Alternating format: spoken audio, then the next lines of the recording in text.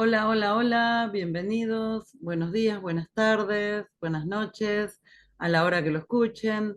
Soy Jaquelina y hoy volvemos a compartir un nuevo capítulo, un nuevo episodio en este espacio donde hablamos de integración cuerpo, mente, emociones. También hablamos de las heridas de la infancia y de justamente lo que fueron nuestros traumas y a partir de ellos, cómo encontrar nuevas herramientas para justamente acompañarnos, poder comprendernos y salir de esos lugares de repetición. Y hoy algo que quiero hablar, si los perros me dejan, porque saben que esto es un desafío grabar cuando hay perros en la casa, y una de las cosas que quiero traer eh, es esto que tiene que ver, que me preguntan un montón con los sentimientos de culpa.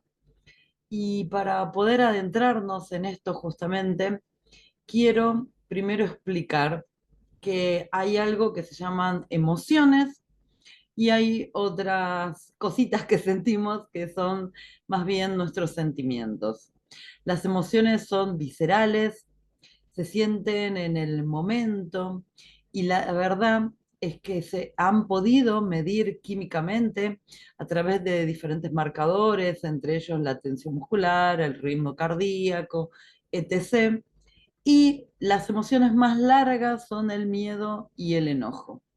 Y estas emociones duran apenas un par de minutos. Hay microemociones que son mucho más cortitas, pero lo que quiero traer es que una emoción puede ser el enojo, puede ser el miedo, puede ser la bronca, puede ser la tristeza, puede ser la frustración, pero lo más importante es entender que eso, una emoción justamente es un proceso neurofisiológico y que en cambio, ¿sí? Un sentimiento es quedarnos con la sensación de esa emoción, pero seguirlo alimentando en nuestro proceso diario del día a día.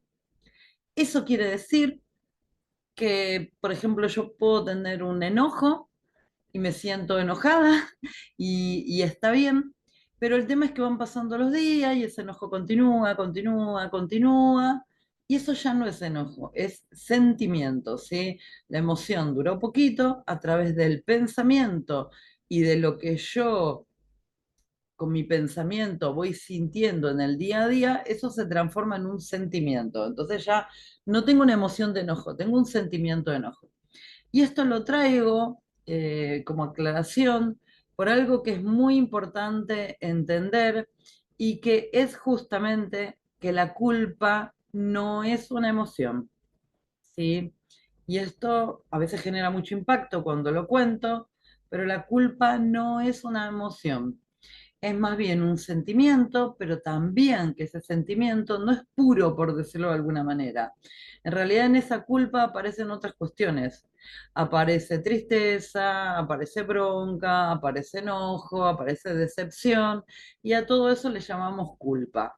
Entonces, en definitiva, la culpa es más bien, podríamos decir, un sentimiento que no es culpa en sí misma, sino es una combinación de diversas situaciones que estamos sintiendo, pero para que se llame culpa justamente, tiene un componente social. La culpa es un proceso que hemos aprendido a través justamente de nuestra cultura, de nuestra sociedad, y para tener culpa intervinieron nuestros padres, familiares, maestros, educadores, etcétera. Quiere decir que aprendimos a sentir culpa, no es una emoción y tampoco es del todo un sentimiento, es un aprendizaje cultural donde para tener culpa sentimos varias cosas, como les decía, entre ellas bronca, frustración, enojo, vaya a saber, resentimiento, etc. Entonces la culpa está aprendida, sí, para empezar la culpa ha sido aprendida y ha sido aprendida en nuestro entorno. Y el tema que quiero profundizar con la culpa es qué pasa en nuestra vida adulta cuando aparece la culpa.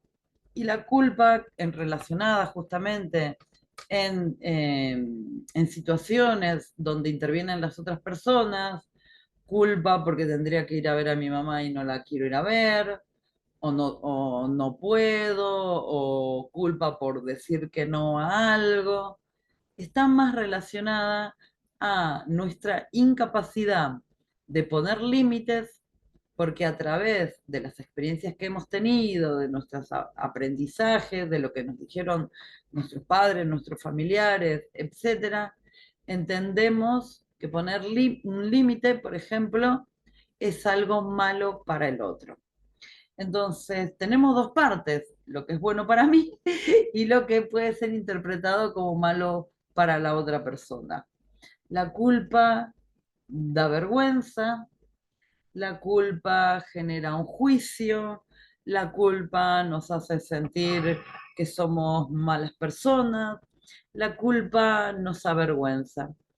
Pero cuando empezamos a ver qué es esta culpa, muchas veces lo que trae es la incapacidad de ponerme primero, la incapacidad de poder decir lo que es importante para mí, la incapacidad de poder decir que no a una situación, la incapacidad de poder correrme de una determinada situación. Y muchas veces sentir que tengo que cubrir más las expectativas de otra persona que las mías propias. Entonces, vamos de vuelta. La culpa es algo que hemos aprendido y que eso que hemos aprendido se ha incorporado tanto en nosotros, es una creencia que se ha hecho carne justamente, que hace que cada vez que aparezca nos estemos autolastimando porque sentimos que en función de eso somos malos. Pero la verdad es que sentimos culpa muchas veces cuando dejamos de querer complacer a los demás que están a nuestro alrededor. Y eso a veces puede ser confundido con egoísmo. Soy egoísta justamente porque no estoy considerando lo que necesita el otro, pero eso en realidad que tiene que ver con una necesidad de poner un límite, lo podemos estar interpretando, ¿sí? Como que estamos lastimando o traicionando incluso a la otra persona. Entonces, sentir culpa muchas veces hace que ese vínculo se pueda seguir sosteniendo, ¿sí? A través de la culpa que nos genera, ¿sí? Y que nos hacen incluso sentir culpabilidad frente a determinadas situaciones, se sostiene un vínculo que quizás no lo queremos seguir sosteniendo o no lo queremos seguir sosteniendo de esa manera. Y esto obviamente que tiene que ver en que cuando crecimos, ¿sí? Siendo muy chiquitos, en nuestra primera infancia, sentíamos que teníamos que hacer aquello que se nos reclamaba y que si no éramos malos. Entonces, para no ser malos, para que ese vínculo no se estropee, terminamos accediendo muchas veces a cosas en las cuales, como acababa de decir, en realidad originalmente queríamos decir que no, queríamos poner un límite y no pudimos hacerlo. Entonces, esa culpa está hablando no del momento presente seguramente, está hablando de nuestra historia donde no pudimos priorizarnos. Como no pudimos priorizarnos, era tremendamente doloroso la idea de que nos iban a castigar, de que nos iban a rechazar, que nos iban a dejar solos, nos iban a abandonar. Entonces, esa culpa que fue introducida en nosotros hace que siendo adultos, pese a querer tomar determinadas decisiones en algún momento, sintamos que nos cuesta tanto y que esta culpa vuelva a aparecer una y otra vez en nuestra vida. Entonces, por eso una de las cosas que acababa de decir era que esta culpa viene justamente con historias del pasado. Entonces, esta culpa a veces, de alguna manera, nos sigue sometiendo a tener que elegir a las otras personas o a las necesidades de los demás por encima de nosotros. Y esto justamente es algo, como les decía, no solamente aprendido, sino que es algo que aparece frente a mi necesidad intrínseca, ¿sí? De poder poner un límite, de poder correrme de una situación, de poder hacerme a un lado, de poder decir que esto no lo quiero. Entonces, la memoria de nuestra historia viene una y otra vez y nos hace gatillar, como este término que he hablado mucho en esta serie, nos hace gatillar sobre historias de nuestra infancia, de nuestro pasado, en historias que justamente fueron construidas para sostener ese vínculo, porque si no, en ese momento nos hubiéramos corrido, pero como no teníamos la capacidad de hacerlo, como éramos muy chiquititos, esta culpa la incorporamos, la hicimos carne y la seguimos desarrollando. Y somos adultos que a veces sentimos culpa cuando nos queremos acostar a dormir una siesta porque estamos muy cansados, cuando queremos decir que no frente a un trabajo adicional que nos piden que hagamos y no lo queremos hacer. Claramente sentimos culpa cuando un familiar nos pide algo y no lo queremos hacer y nos sentimos que somos una mala persona. Sentimos culpa cuando se nos pide realizar algún tipo de actividad y en realidad nosotros queremos hacer otra cosa completamente diferente y terminamos haciendo eso a disgusto, con desgano, sintiéndonos mal, e incluso a veces con consecuencias físicas para nuestra salud, como personas que terminan haciendo una determinada situación y después justamente se enferman o se sienten mal por eso. No estamos hablando en este caso de reconocer que uno cometió un error, ¿sí? Porque si uno cometió un error y se siente mal por eso, quizás puede subsanar, ¿sí? Puede reconocer que cometió un error y efectivamente puede subsanar. Entonces la culpa en ese sentido tendría otro significado, porque puede ser una culpa que me permita darme cuenta de un error y me permita corregir, pero estamos acá sobre todo hablando de culpas inconscientes, donde eso que me culpabiliza es generalmente elegir un rato para mí, priorizarme, decir que no, poner un límite, correrme o no acceder a algo que siento que tiene más que ver con conformar a los demás que a mí misma. Y también en todo esto muchas veces la culpa, hacer cosas por culpabilidad, genera de alguna manera esa mano sobre el hombro, esa palmadita en la espalda, esa caricia en la cabeza. Es como cuando un familiar me pide que lo ayude, no sé, a pintar la casa el fin de semana y yo no lo quería hacer, pero lo termino haciendo porque, bueno, es mi familia y tengo que colaborar.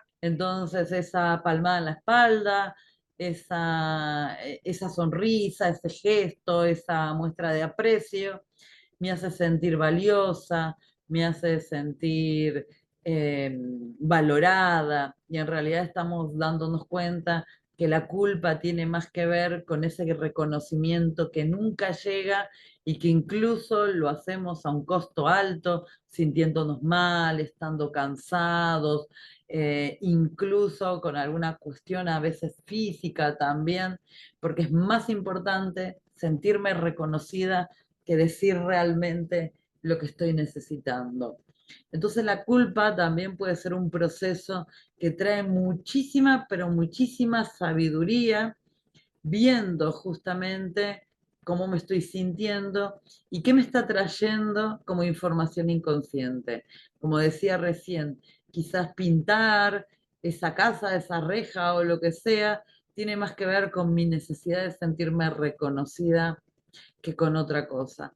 Entonces, una y otra vez, poder vernos, poder escucharnos, poder comprenderlo, poder darnos cuenta de lo que nos trae, genera amabilidad hacia nosotros, más que amabilidad, diría compasión. Empieza a abrirnos eso de que esa amabilidad excesiva en realidad era una necesidad no cubierta. Entonces esa amabilidad de verme, de darme cuenta, de poder conectar con aquello que quedó sin ser comprendido, hace que justamente nos empecemos a ver de una forma más autocompasiva, más amorosa. Y como siempre digo, que dejemos de vernos como personas que estamos fallando, que no estamos haciendo las cosas bien, y sino como personas que a veces terminamos actuando, lamentablemente, desde aquellos lugares que han sido justamente heridas en nuestra infancia. Así que, insisto, si la culpa es un aprendizaje social, tenemos que ir a revisarlo, ir a observarlo, quizás permitirnos poder hacer un poco de introspección sobre nuestras propias historias que nos llevaron hacia ese lugar. Espero que te haya hecho sentido, que te haya gustado, que te haya abierto un proceso de indagación dentro tuyo. Soy Jacquelina y me pueden encontrar en todas las redes como Sanando y Generando Conciencia, que es el espacio que coordino. Aquí abajo seguramente en la descripción van a encontrar el link a mi página y a todas mis redes. Así que si quieren contactarme por ahí, si quieren seguirme, donde también comparto muchísima información, bienvenidos sean. Gracias, gracias, gracias y nos vemos en el próximo encuentro.